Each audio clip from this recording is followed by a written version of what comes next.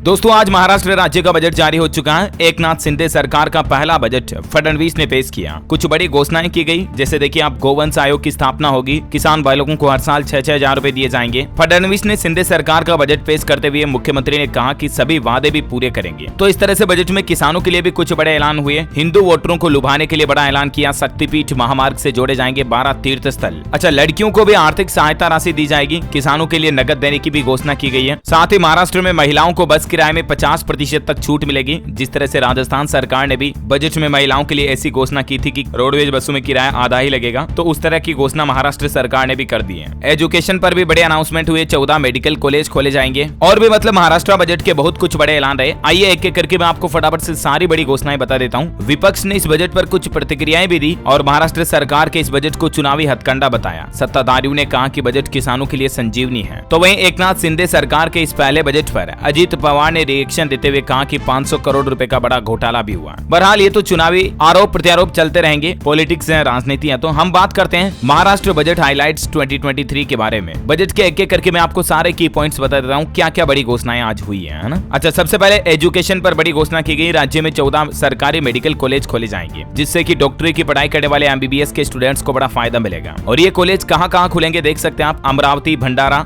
जलगांव, रत्नागिरी, सतारा, अलीबाग, सिंधुदुर्ग, धाराशिव, परभणी, गढ़चिरौली, वर्धा, बुल्ढाना, पालघर, अंबरनाथ, ठाणे वगैरह में खोले जाएंगे। इसके अलावा एकनाथ शिंदे सरकार ने नए नशा मुक्ति केंद्र खोलने की भी बात कही है। देखिए एक और बड़ी घोषणा रही। महाराष्ट्र में 1000 बायो इनपुट संसाधन केंद्र स्थापित किए जाएंगे, जिससे कि राज्य में प्राकृतिक खेती को बढ़ावा दिया जाएगा। 25 लाख हेक्टेयर क्षेत्र में जैविक खेती के तहत फसल उगाई जाएगी। और साथ ही जो बायो इनपुट संसाधन केंद्र है वो भी 1000 ओपन किए जाएंगे। सिर्फ 1 रुपए में PM फसल बीमा योजना का रजिस्ट्रेशन होगा। राज्य के किसान अब सिर्फ 1 रुपए में अपनी फसल का बीमा योजना के तहत रजिस्ट्रेशन करा पाएंगे, है ना। इसके अलावा छत्रपति शिवाजी महाराज शेतकरी सम्मान योजना 2017 के तहत शेष पात्र किसानों को भी इस योजना का लाभ दिया जाएगा। एक और बड़ी घोषणा रही, आंगनबाड़ी कार्यकर्ताओं की सैलरी भी बढ़ाई गई है। आशा स्वयं सेवकों की सैलरी को 3500 रुपए से बढ़ाकर 5000 रुपए कर दिया है। आंगनबाड़ी सेविकाओं का वेतन 8325 रुपए से बढ़ाकर 10,000 रुपए कर दिया है। आंगनबाड़ी सहायिकाओं की सैलरी 4425 रुपए से बढ़ाकर 5500 रुपए कर दी है। इसके अलावा भी नई नौकरियों की भी घोषणा की है। आंगनबाड़ी, मिनी आंगनबाड़ी सेविका और सहायिका के 20,000 पदों पर भर्ती की जाएगी। अच्छा, अगली बड़ी घोषणा रही, शिवाजी के किलों के रखरखाव के लिए 350 करोड़ रुपए दिए गए हैं। शिंदे सरकार ने छत्रपति शिवाजी महाराज के संबंध में एक बड़ा ऐलान किया है। उन्होंने कहा कि महाराष्ट्र में शिवाजी महाराज से जुड़े किलों के रखरखाव के लिए 350 करोड़ रुपए का बजट अलग से रखा है। और गायों के लिए भी फडणवीस ने गोवंश आयोग की स्थापना करने की घोषणा की है। इसके तहत अधिक से अधिक देसी गोवंश पैदा करने के लिए रिसर्च की जाएगी। अहमदनगर में एक नया वेटरनरी मेडिकल कॉलेज भी खोला जाएगा। और जो केंद्र सरकार की किसान सम्मान निधि योजना चलती है ना, उस योजना की तरह अब राज्य में भी किसानों को सालाना 6-6 हजार रुपए दिए जाएंगे। राज्य में किसान अब सिर्फ 1 रुपए में PM फसल बीमा योजना का रजिस्ट्रेशन करा पाएंगे, जैसे कि मैंने आपको बताया, है ना। इसके अलावा कुछ और बजट की बड़ी घोषणाएं देखिए आप। फडणवीस ने कहा कि किसानों के लिए परिव्यय में 6900 करोड़ रुपए की बढ़ोतरी की गई है। और सरकार की जो स्वास्थ्य बीमा योजना महात्मा फुले जन आरोग्य योजना है, इसका कवरेज 1.5 लाख रुपए से बढ़ाकर 5 लाख रुपए कर दिया। यानी कि राज्य के लोगों को अब 5-5 लाख रुपए तक का इलाज बिल्कुल फ्री मिलेगा इस योजना के तहत। वहीं राज्य के स्कूल शिक्षा मंत्री दीपक केसरकर ने भी विधान परिषद में बजट के प्रस्ताव को पढ़ा।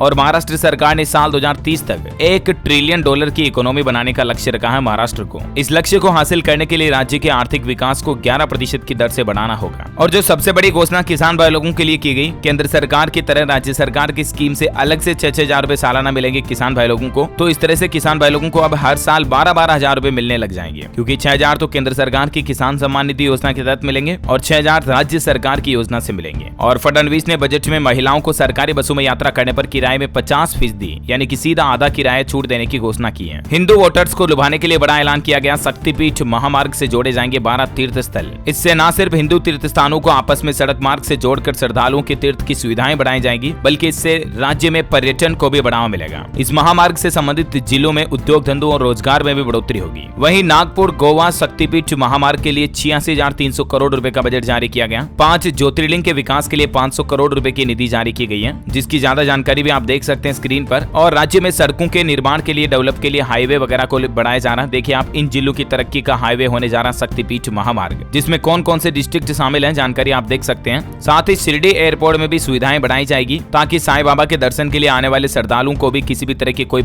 कठिन परेशानी कठिनाई मतलब ना आए, है ना। अच्छा, वही देखिए दोस्तों, बजट में लड़कियों के लिए भी आर्थिक सहायता देने की घोषणा की है। महाराष्ट्र के डिप्टी सीएम फडणवीस ने चौथी व्यापक महिला नीति की घोषणा की है और इस योजना के तहत बीपीएल परिवारों की बालिकाओं को यानी लड़कियों को 18 साल की आयु पूरी करने पर 75,000 रुपए दिए जाते हैं इस योजना में अभी मतलब। अच्छा, कुछ और बड़े अनाउंसमेंट देखिए आप। किसान भाई लोगों के लिए आत्महत्या प्रभावित 14 जिलों के किसानों को पीडीएस के माध्यम से वितरित अनाज के बदले प्रति वर्ष 1800 रुपए नकद का लाभ मिलेगा। बेमौसम बारिश और अन्य प्राकृतिक आपदाओं के कारण किसान भाई लोगों की फसलों को होने वाले नुकसान का आकलन करने के लिए ड्रोन और सैटेलाइट यानी कि उपग्रह की मदद से ई पंचनामा आयोजित किया जाएगा। राज्य सरकार ने मछुआरों को भी 5-5 लाख रुपए का बीमा कवर देने की घोषणा की है। साथ ही महाराष्ट्र के डिप्टी सीएम ने लेड लड़की योजना की घोषणा करते हुए शिक्षा के लिए पीले और नारंगी राशन कार्ड धारकों को और अतिरिक्त अनुदान देने का भी अनाउंसमेंट किया है। प्रदेश भर में कामकाजी महिलाओं के लिए 50 नए हॉस्टल खोले जाएंगे। बाकी आंगनबाड़ी कार्यकर्ताओं और सहायिकाओं का वेतन जो बढ़ा दिया, जिसके बारे में जानकारी मैंने आपको बता दी ऑलरेडी। 5 लाख रुपए तक का मुफ्त इलाज मिलेगा जन आरोग्य योजना के तहत। और वहीं एक और बड़ी घोषणा रही, मोदी आवास योजना शुरू की जाएगी, जिसके तहत अगले 3 साल में 12,000 करोड़ रुपए खर्च करके 10 लाख किफायती घर बनाए जाएंगे महाराष्ट्र राज्य में। इनमें से 3 लाख घर इसी साल 2023-24 में बनकर तैयार हो जाएंगे। वहीं महाराष्ट्र में ऑटो रिक्शा और टैक्सी चालकों के लिए एक नए कल्याण बोर्ड का गठन किया जाएगा। एक और बड़ी घोषणा रही, राज्य सरकार 1000 एकड़ के भूखंड पर नागपुर में एक लॉजिस्टिक हब भी विकसित करने जा रही है, जिससे कई लोगों को रोजगार मिलेगा और नए नए इंडस्ट्रियल डेवलपमेंट भी होंगे। मुंबई मेट्रोपॉलिटन क्षेत्र में नियोजित 337 किलोमीटर मेट्रो नेटवर्क में से 46 किलोमीटर मेट्रो लाइन पहले ही चालू हो चुकी है। इस साल 50 किलोमीटर और लाइनें चालू होने का टारगेट भी बजट में रखा है। अच्छा, वहीं देखिए सोलापुर में Shri food centre of excellence के लिए 200 करोड़ रुपए के बजट का ऐलान किया गया। लड़कियों के सशक्तिकरण के लिए भी बजट में बड़े अनाउंसमेंट रहे, जिसकी जानकारी मैंने आपको ऑलरेडी बता दी है। पीले और नारंगी राशन कार्ड धारक परिवार जो है उनकी लड़कियों को अतिरिक्त लाभ मिलेगा। परिवार को लड़की के जन्म के बाद प्रति लड़की 5,000 रुपए दिए जाएंगे। जब लड़की स्कूल जाने लगेगी तो पहली कक्षा में 4,000 रुपए, छठी कक्षा में आने पर 6,000 रुपए, जबकि 11वीं कक्षा में पहुंचने पर 8,000 रुपए दिए जाएंगे। बालिका के 18 साल की आयु पूर्ण होने पर 75,000 रुपए दिए जाएंगे। और वहीं महिलाओं को बस किराए में 50% छूट वगैरह मैंने आपको बता दिया है ना। तो ये कुछ बड़े अनाउंसमेंट रहे दोस्तों महाराष्ट्र राज्य सरकार के बजट के। और भी इसी तरह की काम की खबरें, महत्वपूर्ण जानकारियां देखते रहने के लिए आप हमारे चैनल DLS न्यूज को सब्सक्राइब करके बेल आइकन जरूर दबा दीजिएगा। इस वीडियो को लाइक और शेयर करना, और आप महाराष्ट्र में कौन से जिले में रहते कमेंट करके बताइएगा जरूर। जय हिंद, जय भारत, वंदे मातरम।